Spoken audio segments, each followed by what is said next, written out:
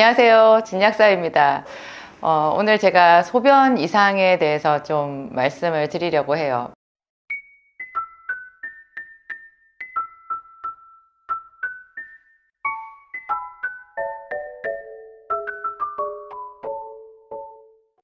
배뇨 이상이라고 하는데요. 종류가 아주 많죠. 소변 이상이라고 하면 더 포괄적이고, 배뇨 이상은 이제 소변을 보는 그 자체의 이상이 있는 거를 말하는데요.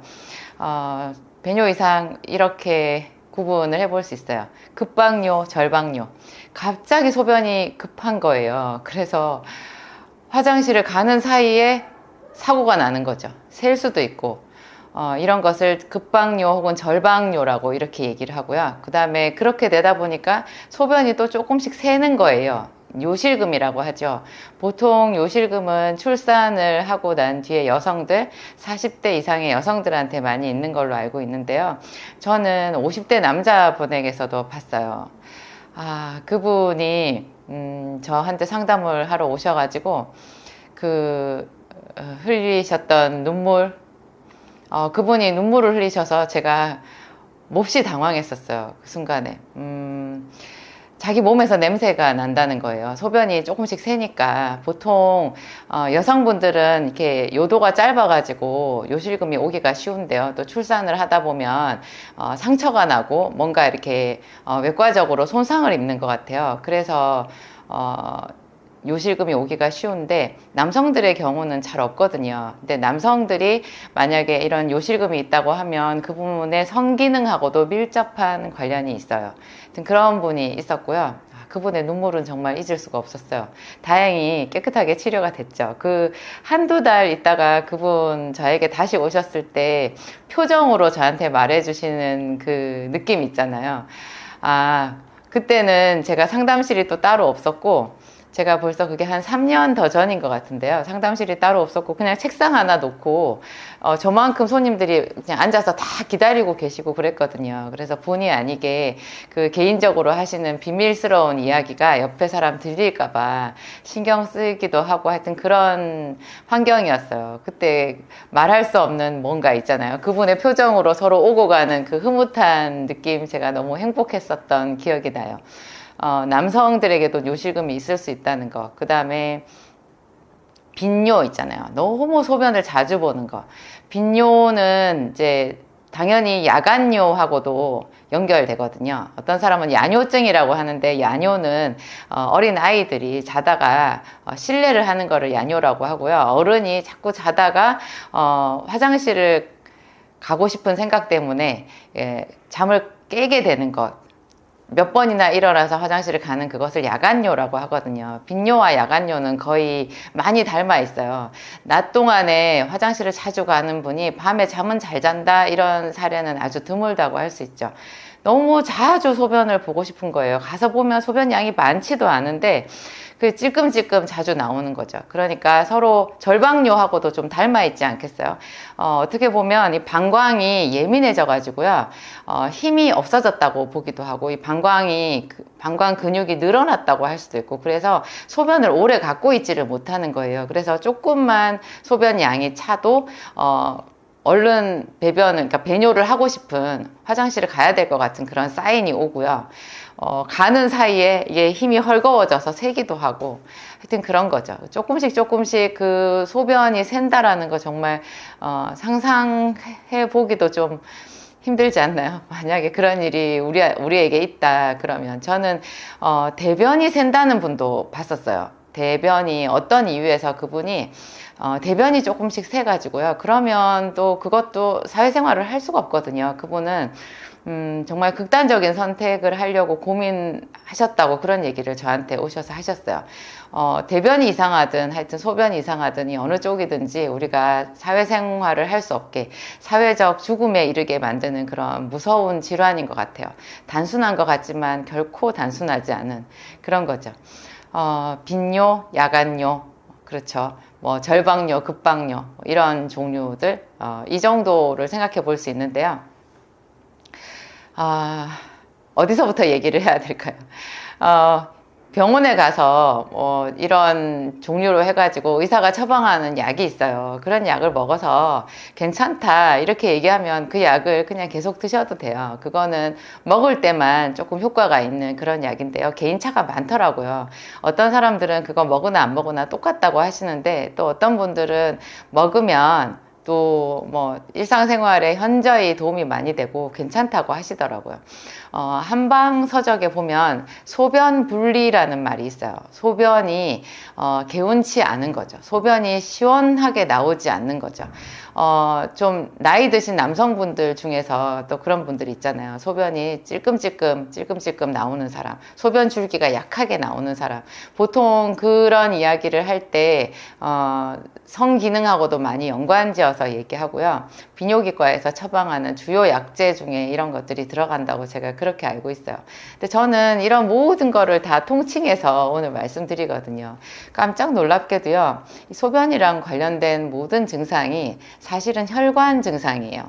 저도 이런 거 전혀 몰랐거든요. 어디서 배워본 적도 없고, 제가 이런 거를 깨닫게 된 거, 저 자신한테 제가 너무 놀라고 있고, 새로운 것을 발견한 뭐 유레카 같은 거 있잖아요. 유레카.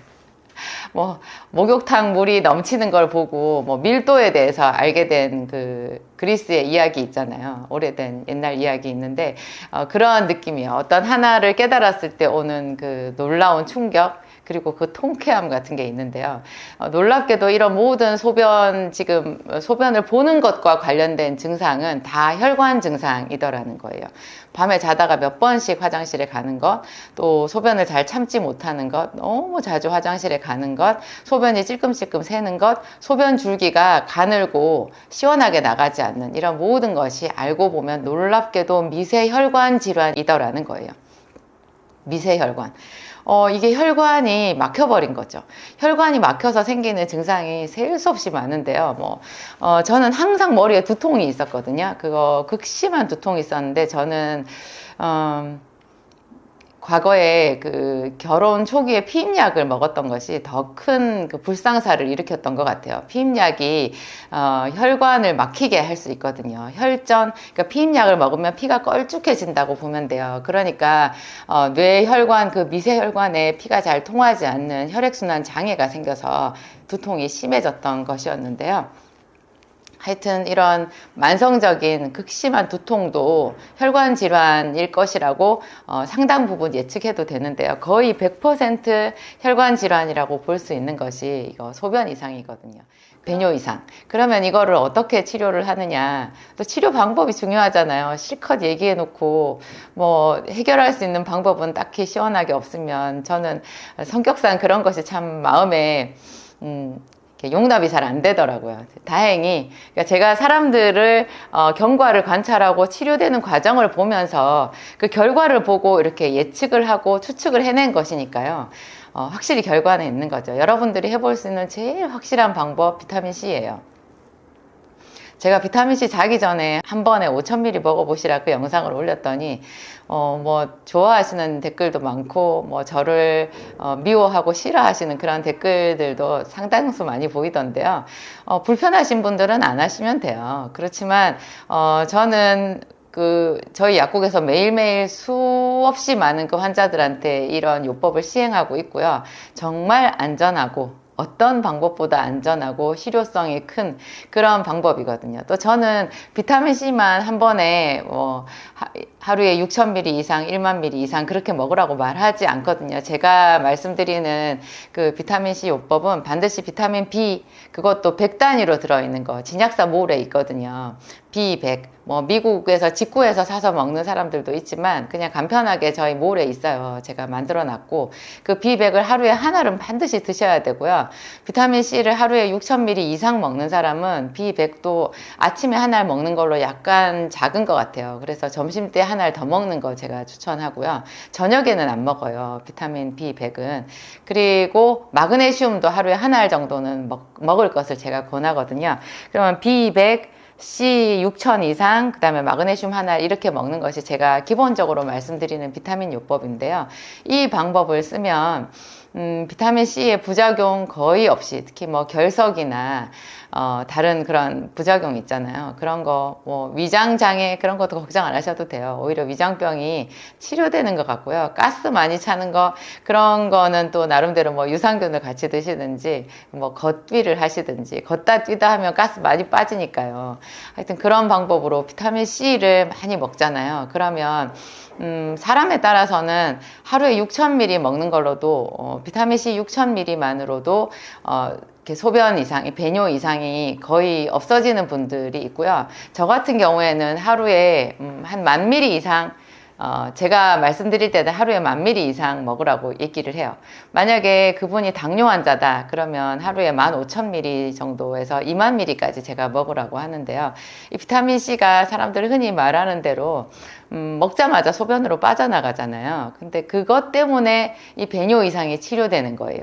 소변으로 빠져나갈 때 콩팥과 이렇게 관 있잖아요. 소변관을, 방광을 전부 다 청소하고 소독해주는 그런 놀라운 역할을 하는 것 같아요. 그래서 예를 들면 방광염이 와가지고 갑자기 소변을 보는데 피도 나오고 쓰리고 아프고 막 아래가 빠지는 것 같고 그런 여성분들 있잖아요.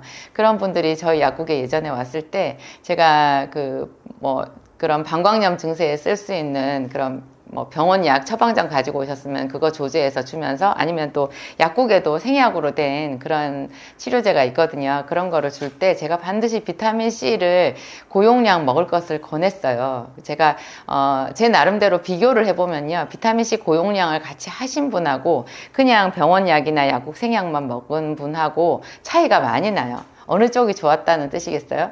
비타민C를 고용량을 먹잖아요. 그러면 병원약 먹는 그 횟수를 훨씬 현저하게 줄일 수 있어요.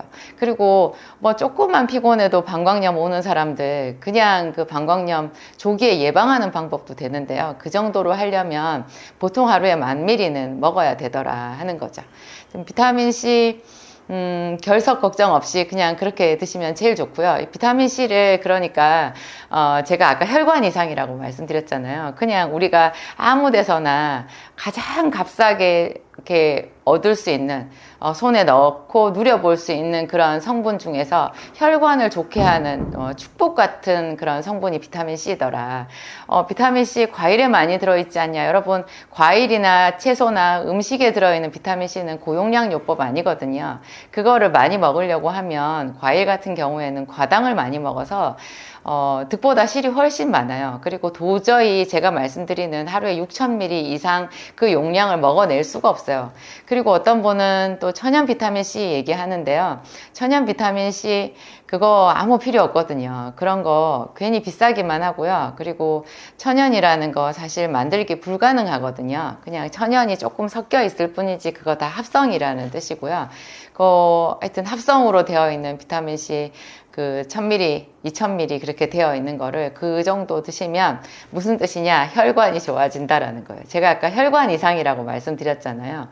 아주 작은 그 미세혈관이 머리에도 있지만 귀에도 있고요. 저 귀 안에 있는 미세혈관이 막혔을 때 어지럼증이 오더라고요. 그리고 눈 안에 있는 미세혈관이 막히면 망막증이라고 해서 시야가 찌그러지고 우그러지고 한쪽이 안 보이고 뭐 이런 증상이 생기거든요.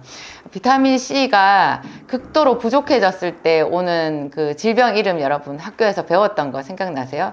그게 괴혈병이라는 거잖아요. 예전에 그 배를 타는 선원들이 예전에 배는 또 이렇게 기술이 좋지를 않아서 대서양 건너려고 하면 몇 달씩 걸렸을 거 아니에요. 그러면 그 선원들이 출혈병으로 죽어가는 거예요. 그래서 그런 거를 연구를 하다가 과일 안에 들어있는 어떤 성분이 이 출혈병인 괴혈병을 예방한다라는 거를 찾아내서 이제 그 다음부터는 선원들이 배를 탈 때 그런 거를 참고해서 죽음을 예방할 수 있었다, 미연에 방지할 수 있었다 그런 이야기 하면서 비타민C 얘기하거든요. 자세히 생각해 보면요, 그 비타민C가 괴혈병, 그게 결국 혈관이랑 관련이 있다라는 뜻인 거예요. 그러니까 비타민C가 너무 부족해지면 가만히 있어도 온 전신에 출혈이 생기는 거예요. 혈관이 그냥 터져버리는 거예요. 그러면 정반대로 얘기하면요, 비타민C를 지금은 WHO에서 1,000ml도 안 되는 거를 100ml도 안 되는 거를 권장 용량이라고 하지만 그거 상당히 잘못되었다라는 생각이 들고요. 비타민C를 물을 일정 이상 많이 먹잖아요. 그러면 혈관이 튼튼해지는 거예요. 제가 봤을 때 혈관의 탄력성이 회복되는 거예요. 그래서 걸핏하면 멍드는 사람들 있잖아요. 비타민C 고용량 요법을 해보세요. 하루에 6,000ml 이상, 한 10,000ml 이상 먹으면요, 멍드는 거 없어지거든요. 심지어 병원에서 항혈전제 이런 거 먹어가지고 그 부작용으로 아스피린 같은 거 있잖아요. 그런 거 먹고 이렇게 멍이 생기는 사람들도요, 물론 그거를 안 먹는 게 제일 좋은 방법이겠지만 그거를 먹으면서 비타민C 고용량 요법만 해도 이 멍이 훨씬 덜 든다는 걸 알 수 있어요. 그러니까 비타민C는 혈관의 탄력성, 또 혈관이 막혀 있을 때 그 막힌 것을 어느 정도는 좀 이렇게 뚫어주는 작용까지 있지 않나, 제가 그런 생각이 들고요. 정말로 혈관이 막혀서 심각한 사람들한테는 제가 늘 말씀드리는 제약 생기산을 권해요. 그래서 생기산하고 비타민 B, C, 마그네슘을 쓰잖아요. 그러면 이 배뇨 이상 깨끗이 해결되는데 뭐 모든 사람들이 생기산을 먹겠어요. 그래서 제가 생기산 너무 사람들의 그 기대치도 높고 저에게 요구하시는 것도 너무 많고 제가 감당할 수가 없어서 생기산 할인을 종료한다라는 영상을 올렸었거든요. 그래서 저한테 오실 수 있는 그 적정의 사람들만 오셔서 제가 그분들 조심스럽게 관찰하면서 생기산 드리고 그러고 싶었는데 또 그게 정반대의 효과가 나타나가지고요. 더 많은 사람들이 생기산을 사가지고 가시고 뭐 1년치 사가신 분도 계시고 하여튼 그래요. 생기산 효과는 사람들이 입증을 해주신 거고요. 그 안정성에 대해서도 사람들이 저에게 이렇게 확인해 주시는 그런 부분이 있어요. 생기산과 비타민C 고용량 요법을 하면 혈관 청소가 제일 잘 된다 볼 수 있고요.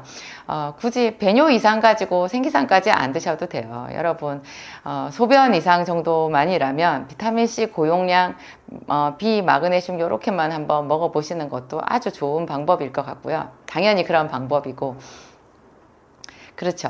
그리고 이제 생기산도 예를 들어서 생기산을 먹는다고 하더라도 그런 분들은 길어야 6개월 이내에서 끝나요. 한 3개월에서 6개월 이내면 미세혈관 청소 웬만큼 되는 것 같아요. 가장 기본적인 혈관 청소 프로그램 저는 생기산 6개월 정도라고 생각하거든요.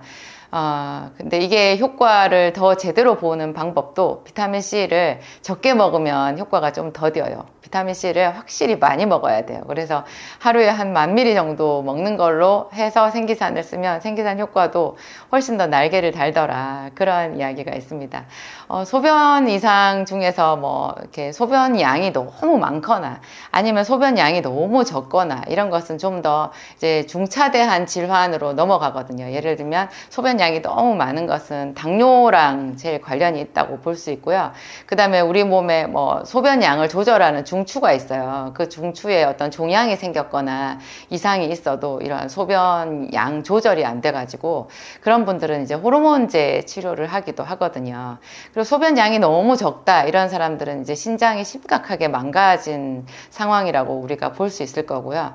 또 뭐 한여름에 너무 더위를 먹었거나 이럴 때 또 땀으로 사람들이 탈진하면서 소변 양이 적을 수도 있고 뭐 여러 가지 그런 이야기는 있죠. 하여튼 가장 우리가 쉽게 생각할 수 있는 거 소변이 샌다든지 그쵸.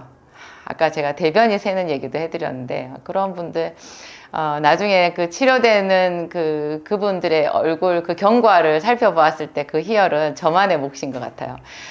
너무너무 기쁘고 제가 그 맛으로 그 기쁨 때문에 제가 이 생활을 계속하고 있는 것 같아요. 어떤 분들한테 소수의 사람들이긴 하지만 제가 비난도 많이 듣거든요.